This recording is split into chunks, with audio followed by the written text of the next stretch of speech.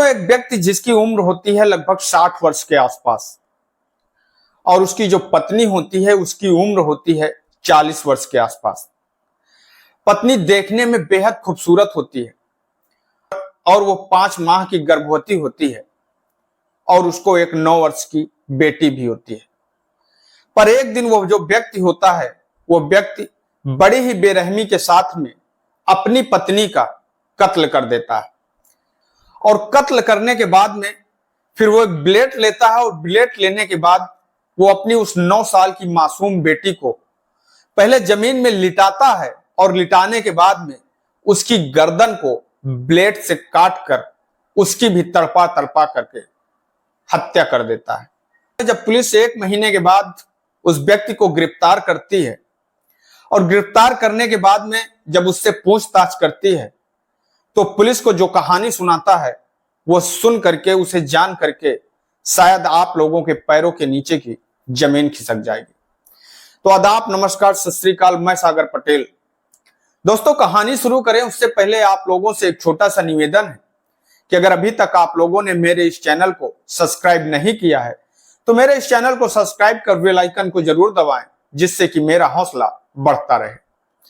दरअसल दोस्तों, आज की ये जो कहानी मैं आप लोगों को सुनाने जा रहा हूं ये कहानी है उत्तर प्रदेश के आगरा की। आगरा का एक थाना पड़ता है जगदीशपुर। दरअसल दोस्तों, बीते 9 अप्रैल को आज से लगभग 1 महीना पहले मोहल्ले में काफी बदबू फैल रही होती है। बदबू इतनी जोरदार होती है कि जो मोहल्ले के लोग होते हैं वो इकट्ठा हो जाते हैं और इकट्ठा होकर के ये तलाश करने की कोशिश करते हैं, ये देखते हैं कि आखिरकार ये बदबू कहां से आ रही है।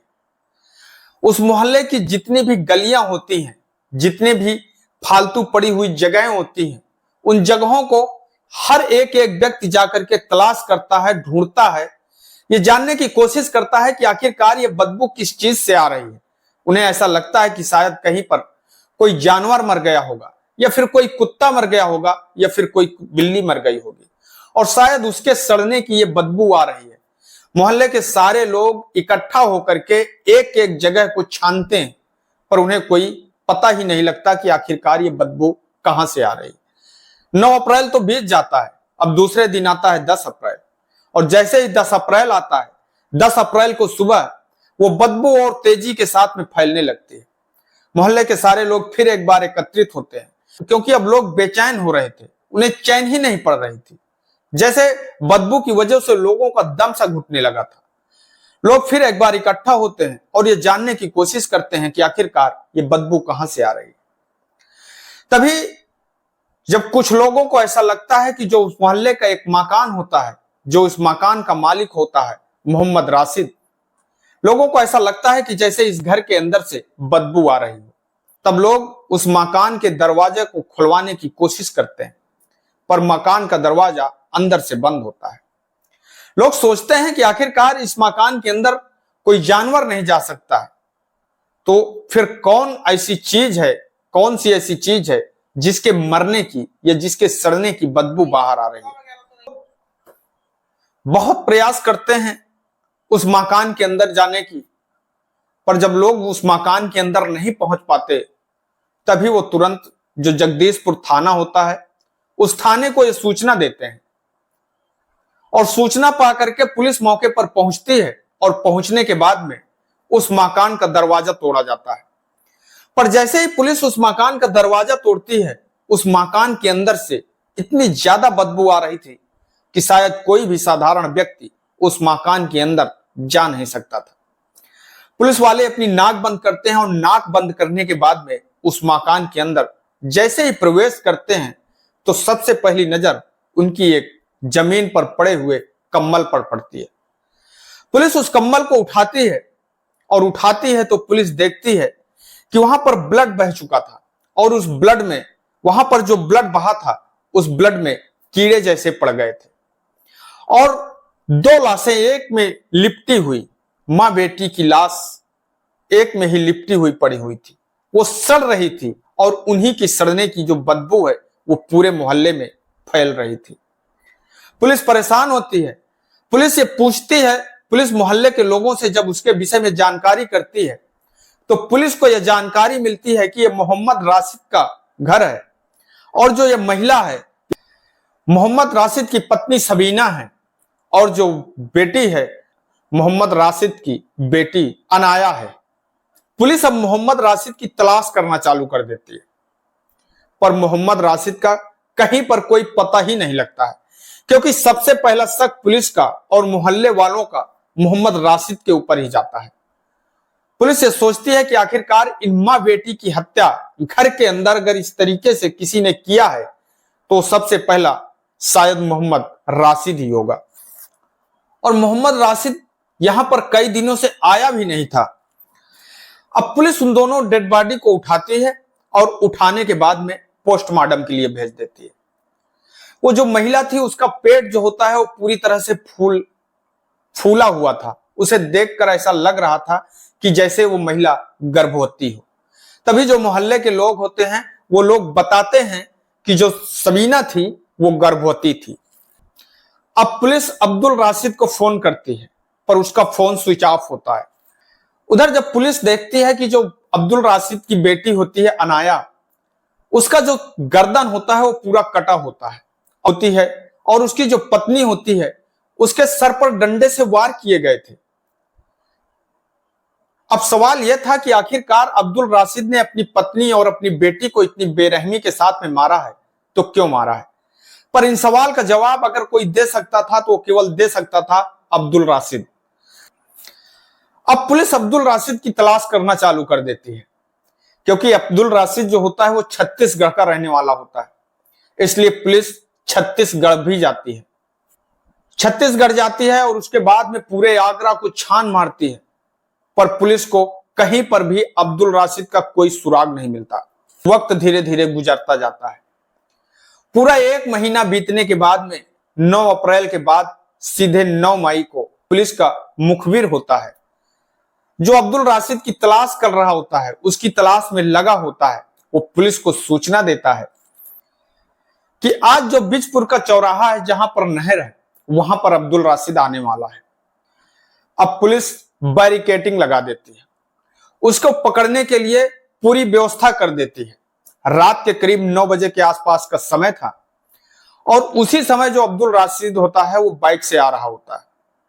पुलिस अब्दुल राशिद को पकड़ने के लिए जाती है, पर जैसे ही पुलिस उसके पास में पहुंचती है उसी समय जो अब्दुल राशिद होता है वो अपने पास से एक असलाहा निकालता है और असलाहा निकालने के बाद में वो पुलिस पर फायरिंग कर देता है।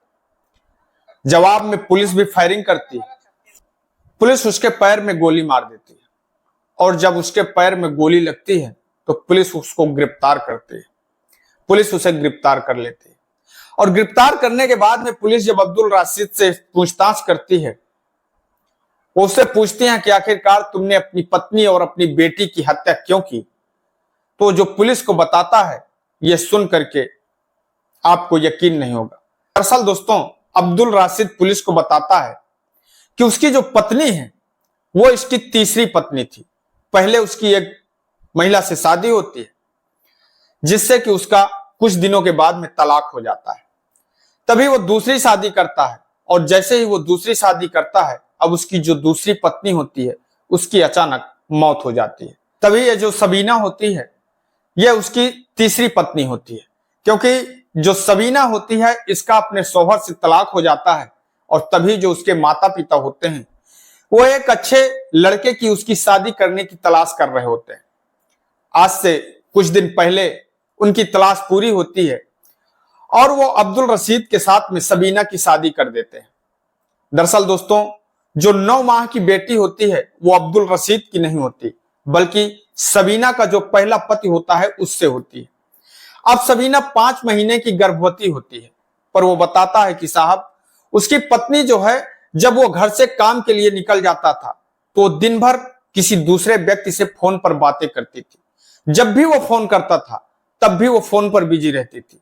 सोशल मीडिया पर हर समय एक्टिव रहती थी और इंस्टाग्राम पर रील भी बनाती थी, जिस वजह से जब वो अपनी पत्नी से खाना मांगता था या समय पर वो खाना भी बना करके उसको नहीं देती थी। इसी बात को लेकर के उन दोनों पत्नी के बीच में झगड़ा हो जाता है।